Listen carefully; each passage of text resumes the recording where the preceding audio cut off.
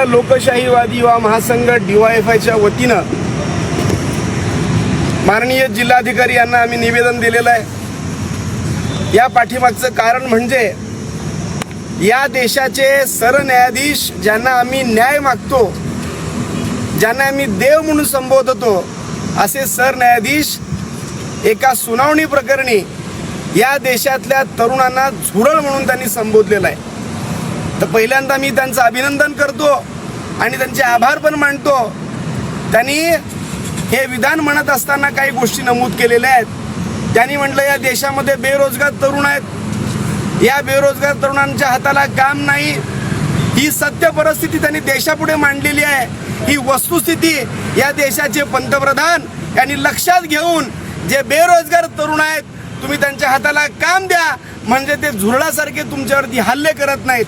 म्हणून या सरन्यायाधीशांनी जो विधान केलेलं आहे ते विधान करत असताना वस्तुस्थिती मांडलेली आहे, पण वस्तुस्थिती मांडत असताना युवकांची तुलना त्यांनी झुरळांशी केली। या वक्तव्याचा आम्ही निषेध करण्यासाठी या ठिकाणी आलो आणि आम्ही सनदशीर मार्गानं कायदेशीर पद्धतीनं जिल्हाधिकाऱ्यांना निवेदन दिलेलं आहे। खरं तर आज आम्ही जिवंत झुरळ या अधिकाऱ्यांच्या खोलीत सोडणार होतो, परंतु त्या प्राण्यांचं, त्या मुख्या प्राण्यांचं देखील जीवाचं बळी न घेणं हे देखील त्यांचं अधिकार कुठेतरी हिरावल्यासारखं होईल। आमच्यातली माणुसकी दाखवून आम्ही ते काम न करता प्रतिमात्मक झुरळाची प्रतिमा या ठिकाणी निवेदनासोबत जिल्हाधिकारी यांना दिलेलं आहे। या सरकारला मी एवढंच सांगू इच्छितो, या देशाचे सरन्यायाधीश ज्यांना झुरळ म्हटलेलं आहे, या झुरळांच्या हाताला काम द्या, बेरोजगार तरुणांना रोजगार द्या। जर तुम्ही नाही दिलात तर नक्कीच या व्यवस्थेवरती हे झुरळ हल्ले केल्याशिवाय राहणार नाही।